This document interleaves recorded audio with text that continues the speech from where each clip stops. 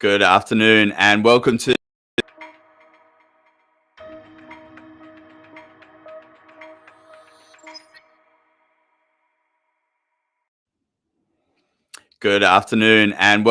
the Wednesday edition of Uncommon Sense. Obviously, Thursday is a public holiday for those people watching live, and so we wanted to bring forward our version of Uncommon Sense to, frankly, ensure that Craig and I are hitting our commitments of doing Uncommon Sense every fortnight. So, g'day, Craig. Welcome, and over to you to get us warmed up. Yeah, g'day, Dean. How are you? And hi to everyone out there. The quality advice review is well and truly underway with lots of feedback floating around the press with what they're covering and what they're doing. And in my travels, I'm certainly getting a number of people say to me, what do you think of the quality advice review? How's it going? What it's looking like? Where's it at? My advice to people is that yes, it's there, and there's no doubt they are talking about some great topics, but please don't get caught up too badly in the day-to-day noise of it at the moment. You've still got an advice business to run, and as we know, these things are going to take a number of years to actually get put in place or reverted back to. So, there's lots of work to do, and we're certainly behind it and supporting it. But I think you need to keep your focus on what you're going to do in terms of running your advice business. And then adapt as these things come up. But there is lots of interesting things, Dean, that they are talking about. So might throw back to you to talk about a couple of things and the way we're thinking about them from a business owner perspective. Yeah, absolutely. So thanks, Craig. So yeah, definitely the thing that's been the most interesting as a result of it is around advice documents in terms of delivering them or creating them in the first place. And so the first thing that I'd love us to think about and have our conversation around today is something that I talk about often when I do a presentation or want to create a bit of fun in relation to a particular topic, is that I usually like to stand up and say the SOA should be free.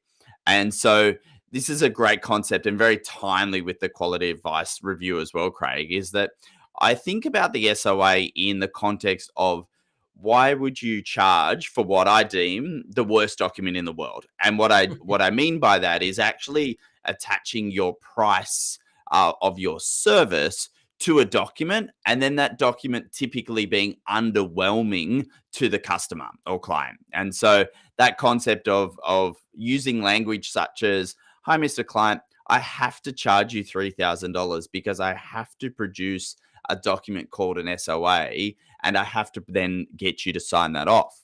And so that concept in its, if we think about it from the quality of advice review and removing the SOA, I put the question to you, Craig, if I don't have to produce an SOA and I don't have to charge you anymore, well, surely that means your advice is free. Well, if that's what I'm normally charging for, like my SOA fee is X, and I don't have an SOA, what am I going to charge you for? That's the question. So interestingly, I don't think advisors are going to start delivering their advice for free, and I don't think that's the intention. But it's a bit of a position that we see ourselves in, Craig, that we can get ready for this particular event if we're still charging SOA a fee to produce a document. Is we need to start to shift about how we charge for our service and our advice, because we do know that every financial advisor out there is actually charging for a lot more than just the SOA. And I don't think, if you think the average cost of advice is between $3,000 and $5,000, the moment this quality advice review comes out and confirms that SOAs are no longer required, the price is not going to drop to $2,000. And so therefore, the most important thing that we need to get our heads around in communicating the price to clients is stopping the nexus between advice, the price of advice, and the document creation, and move that onto a conversation in terms of the value of advice, in terms of the time we spend together, the complexity of your situation, the service that we provide, the peace of mind that we provide, et cetera, in terms of what our overall service offering is. But Dean, do you think it's been called the SOA for those that do it? We're obviously not trying to put everyone into one bucket, but for those that have had it as the SOA fee for some time, is it is it just because the document's a security blanket? And because I'm giving it to the client, that means I can tell you I'm charging you for this when technically there's a lot more than just that SOA document that's being charged for.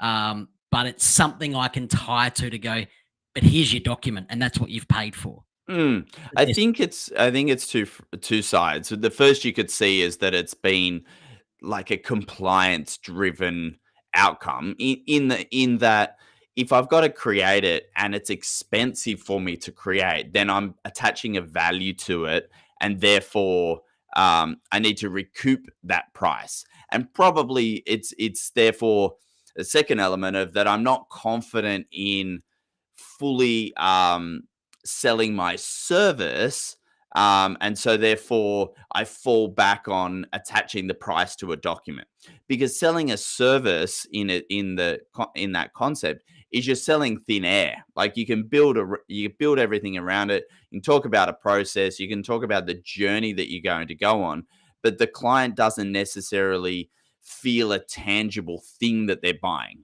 Like when you Mm, buy a car or any other product, you get something. And so I think it's a challenge for us all, because we are selling advice, which is intangible in that you can't touch and feel it. So therefore, we've got to do a lot more effort in describing what the service is or the process is, so that clients get very comfortable in paying for that thing, not paying for documents. yeah. No, no, I agree. And I remember an example some time back in a different life where I was with an advisor meeting with a client, and it was a substantial piece of advice with a substantial cost. And the SOA was presented, and the clients asked if they could go away and think about it. Mm. Um, and the advisor I was sort of with and coaching at the time, who worked for me in an employed model, went down the path of course you can. And I said, yes, you can think about it. But I leaned across the table and grabbed the statement of advice and pulled it back. Yeah.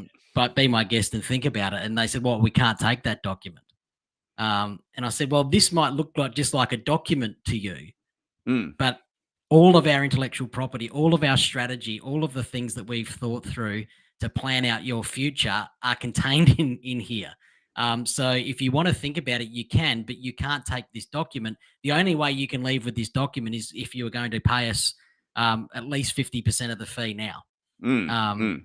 and it was really interesting to see their face and them readjust um, once it was explained that what was actually in there on some of the pages, of course. So there's obviously a lot of other pages that aren't that interesting, but um, you could But see that's their the value proposition change once they got that.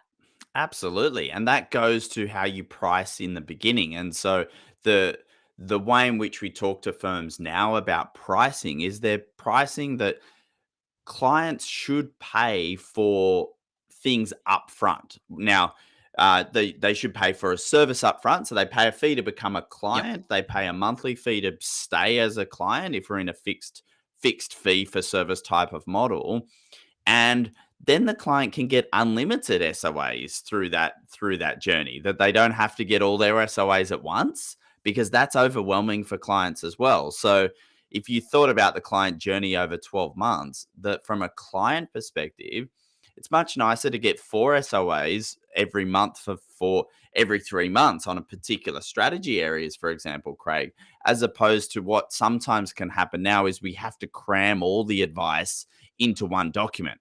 A, because that's the business model. B, because we're creating the document anyway. So the huge cost needs to be built in and sort of subsidized across all the advice. But then the client journey is that's an overwhelming document. Now, mate, there's going to be some people watching this going, Dean, you're mad. Why would you do four SOAs focusing on different topics? Like, they're going to be challenging you. They're going to be sitting there going, "Come on, Dean, really? What's going on there?" Well, But I like yeah. where you're heading with that. So maybe can you flesh that out a little bit? Yeah, so look, let's think about it from the client's perspective, which we don't often do, both in terms of determining legislation and determining business processes. Is that clients, frankly, when they are getting advice from a financial advisor, they've most likely never received financial advice before. So that's the first assumption, that most clients sorry, as advisors, we don't take clients from other advisors. We take unadvised clients and Mm, advise them. And so, therefore, in a 12-month advice journey, clients are hearing concepts for the first time. And so, if you try to take all the concepts that you might do to help a client and give it to them all in the first 3 months of a service journey, that's a lot of stuff. And that actually leads to analysis paralysis or being overwhelmed by the content and potentially not implementing the plan as well as what they could if we took our time and did it over 12 months. yep. Now, if we're efficient in document creation or in the future they don't exist, this is the journey that we would love to deliver to clients, or the service we'd love to deliver to clients is to take our time and implement one thing every quarter as opposed to trying to do it all at once. Mm. So, mate, on to another interesting topic you and I talk about a bit is capacity, or you're going to go the other one first, Oh, losing a client. sorry. Go this one. Go this one first. Okay, that's cool. Losing a client on price. Now Yeah. you really So, know it's live because we're not that organized. yes. But losing a client on price is good. Yeah, look, absolutely, Craig. So the we know the prices that we have to set, and at the Paragym conference and another conference I've done recently, I've questioned people's pricing, not to say that it's too high or too low, but just to get an understanding of what the price is of delivering a variety of services. And once we know what the price is, we have to be comfortable losing a client based on price. And the random example, just as a thought experiment that I leave with advisors at different points in time, is that we do need to value our services as a profession. And to put that into context, sometimes I do say to advisors, I said, our price for our services typically should be more expensive than what the client spends on their home cleaner or pool cleaner.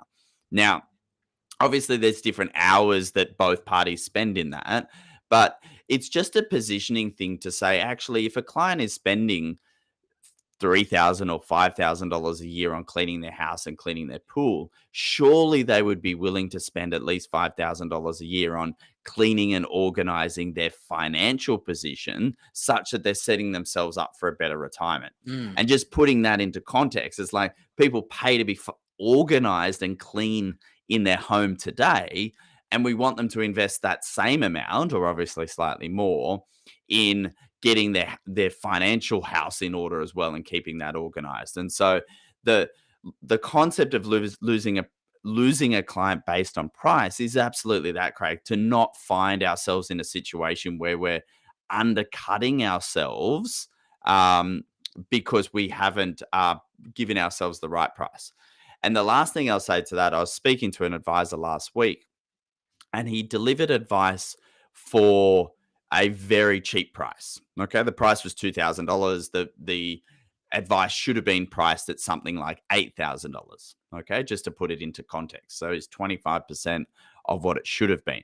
But the most interesting thing that we learned through having this conversation about price, Craig, is the client did not know they were getting a discount. Yeah, Okay. that interesting. So we discount our service, but we don't even tell the client that we're discounting it. And so the client doesn't know because they don't go and talk to other financial advisors. No one, we often don't price check in financial planning because it's the choice of an advisor is so much more than what the actual price is. And so this particular advisor, not only did he underprice his service, he didn't tell the clients that he was underpricing the service. And so, what happens when he gets a referral from that very satisfied client? Do you think that that client is aware that he got a 75% discount? And that's the other frustration. Then you've got it when you get referrals from this particular client, you overserviced and underpriced. You actually perpetuate the overserving, overservicing, and underpricing model. Yeah, one thing with pricing that I've always learned and we've discussed with advisors and things, Dean, is um, it's actually not up to you to determine the price. It's the client's decision. And Mm, lots of times before the meeting, you'll hear, advisors will talk to you and go, I think this is too expensive. Like I don't think I can charge this. Maybe it needs to be a little bit less. And it's like, is that your decision or the client's? mm, The client should decide whether they think it's too expensive or they're probably never going to say it's not enough, but you know what I mean? So just have the confidence if that's what you believe it is to mm, actually put the price out there with the client, um, and then say nothing. Don't then sit there and try and oversell that. Like one of the things I've learned recently is no one's died of awkward silence. And so by actually just giving what the cost actually is and letting the client process it, it's up to them to decide, not you before the meeting. So therefore, you've already discounted it because you don't think they'd be willing to pay that amount. absolutely. And this is the situation that advisors find themselves in. Typically, I think it hurts more like the one man band or the one advisor practices as well, Craig, where there's no one else setting their price for them. Mm, And the analogy that I think about in terms of thinking about professional pricing versus amateur pricing is that if you go to the fish and chip shop, for a random example, on the corner, when it's run by like a 40-year been in business, and it's run by mum and dad, typically that it's going to be cheaper than the corporatized fish and chip shop down the road. And it's actually not about the quality of the food or differences in that. It's actually that the mum and dad that run that business, they're running it with a different context, yeah. and it's unfortunately it's the wrong context, that they're not pricing to make a profit on their services and get the right profit from their business. They're pricing it to replace their salary that they could have earned Mm, by going down the road. And so, and being a chef, for example. And so the corporatized model can have a better pricing muscle because they yep. take the emotion out of it. And how I talk to advisors about that is that if I say, well, if you're an employee and my employee and I set the price of my service, you can't negotiate that when you go into a meeting with a client. So creating that scenario where you actually go, okay, Dean's my boss or someone else is my boss. They've set the price at $5,000. When I go into that meeting, the price is the price. And to Yeah. your point, Craig, then shut up, because Mm. you have to give the client space and time to contemplate that price. And that awkward silence is a very good statement. You need to give people time to contemplate it. You do, and it's funny, just on your restaurant sort of fish and chip shop theme. Like I always love to when you see people go in and go, "Oh, beautiful! You've got new menus. Like I really like your new design." Or, "Oh, the board that's at the top with all the food on it, that looks really nice. You've updated it." And everyone gets caught up in the design and the nicety of it, and not realizing that every price has just gone up by 3 or 4 or 5 dollars, and that's the And real reason there's a new menu and a new menu board. correct. And it's the same. It's obviously the same fish that they've been cooking for the last 30 Yep. years in that context. Cool. So now, Craig, you can have your Okay, now I back to can. I your. jumped the gun, but here we go. Here we go. I actually love this conversation, Dean. Cost to serve versus capacity to serve. Two interesting ideas to talk through there. Yeah, so I think we've all heard and understand the concept of cost to serve. So there'll be 1,000 people out there that have gone through an Excel spreadsheet to work out what is the cost to service this particular client. And so, that might come up with the SOA production costs and things like that. You might come up with the cost to serve for any particular client is a minimum of $3,000 or a minimum of $5,000, whatever that might be. And so that's one input into what you need to charge clients. The other concept that I like to talk about is the capacity to serve, and I actually think this is more important, Craig. And this is the concept when advisors are full. So I was talking to one of my advisors that I coached earlier today, and he's got a lot of new business on, and he's not full, but he's at a capacity constraint. And so the capacity to serve is more important at that point in time. So thinking about, if you only have the capacity to take on 5 clients this year or 10 clients or 2 clients, what you need to make damn sure of at that point in time is that you're pricing those clients at the right fee, Mm. the right profitable fee for your business. You don't want to add work into your practice at any level when you're at or near capacity and have that work be underpriced as well. So in that concept, you're putting more work into your business and your business isn't even achieving the right profit from that additional work. You're actually probably better off not to do it.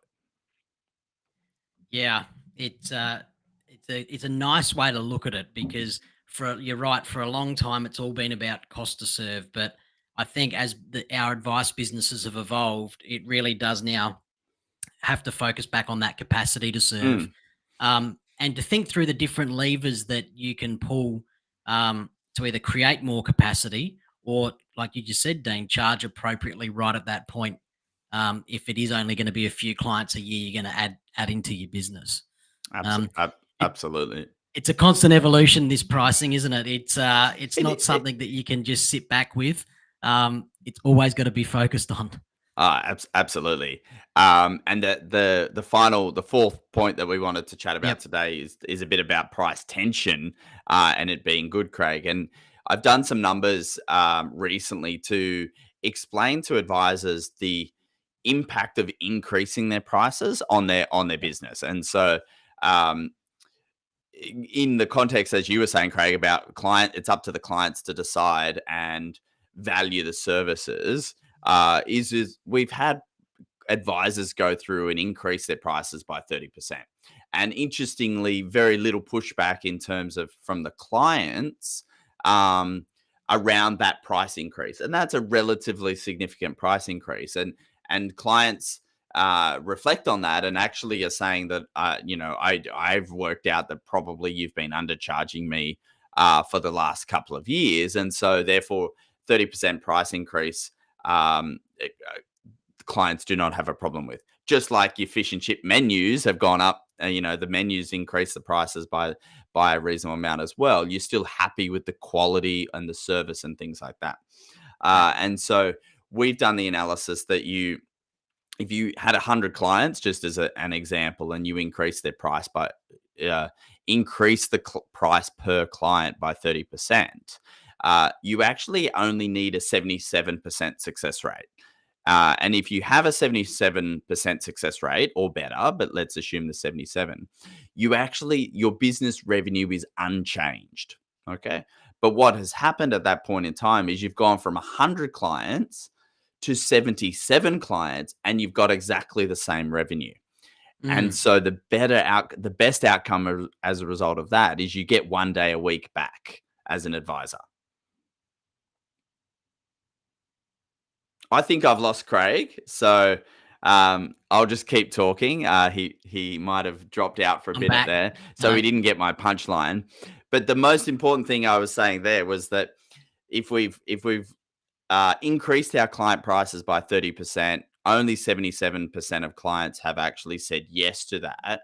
We've got 1 day a week back, and this Yep. goes to creating that tension, as in clients that want to pay for your services and know that they're fair, not expensive, just the fair and correct price. Creating that tension is really good. And we have to build that muscle to say that it's actually okay if clients don't want to pay the additional fee because I'm trying to build a better business over time. And if we took this exercise and increased our fees to the right fee every year and actually accepted that some clients might drop off the bottom, we're actually building a better quality business over time, year on year, because of that changing, getting the right price across all of our clients constantly. At the end of a 5 year period of increasing and repricing all clients and new clients, we've actually increased the quality and size of the revenue of all of our clients at that point in time. Yep. It's an interesting one, isn't it, Dean? Because I've been on this price tension for some time, like in running my own business, and that is that I don't discount, I don't give fee-free periods for new practices that are joining, and it is that the fee is what the fee is, and you pay that from day one. I call it, if you want. all those other things, you should join a gym, because they'll look after their new members and give them everything at a discounted rate and that type of thing. Where the one thing I promised myself is, when I got to the point where I was allowed to run a business and it was my decision to make, I got out the list of, here's all the things I would never do. And one of them was that Mm, it's you shouldn't discount something that carries value. And you certainly shouldn't discount something when you've got existing clients who have always been, paying for that. And so, from an advisor's perspective, you should also think about all of your existing clients that are on the journey with you, that get value from you, that perceive value from you, that are willing to pay for it, and know that the new clients aren't going to be any different. If they're the right client for your business, they will pay what it is that you need to collect to give them the right advice. So, mm. Yeah, I agree. Price tension's great, and it should yeah, be. absolutely. I call it the Robin Hood strategy. Like, often it happens that you might have a few really large clients that you end up, if you're charging percentage based fees or even Yep. fixed fees, you like charge those clients the right fee because they have a capacity to pay and you can create a lot of value to it. But what you're doing is, because you then might go to a different client and offer the services for cheap, what's Yep. inadvertently happening is you're robbing from the rich to pay for the poor, in the concept that you're charging the clients the right price at the higher end of town, and then you're taking that profit that you should receive as an advisor, and you're not receiving the profit. You're actually giving a discounted service to a different client as a result of it. And so the either it's you and the perfectly priced clients. They don't necessarily have to be rich, but the perfectly priced Yep. clients and you are actually both giving up something to allow you to service the clients at the wrong price. And so we have to remove that from our businesses and get to that profitability perspective where all clients pay the right fee, and not always the same fee, but just the correct fee for the service and advice that they're receiving. Yep. Well, mate, that's been a great conversation today. And we have got through another episode of Uncommon Sense. So we certainly hope that everyone is enjoying listening along. A reminder that these are now available in all your good podcast stores. So for those of you who want to listen to us in the car or on public transport or somewhere else, you can go to your favorite podcast store and download our episodes of Uncommon Sense. Yeah, well said, Craig. We'll pop the link onto LinkedIn and in the chat notes that we send around, so you can grab that and listen to all of our past episodes and get our numbers up. We're actually, Craig, you don't know this, but I got an email to say that in the Apple Store we're number 53 on entrepreneurship as our category. There you go. So we're well on the way to number one of the thousands of that. The key is there always is choosing the right category that is the most underserved category. So I'm not sure if we intentionally did that, but as everyone's going to now download and listen to our past episodes, we're hopefully on the train to the top 10 in entrepreneurship. So come with us on that journey. Thanks for listening, and we will see you again soon. Bye, everyone.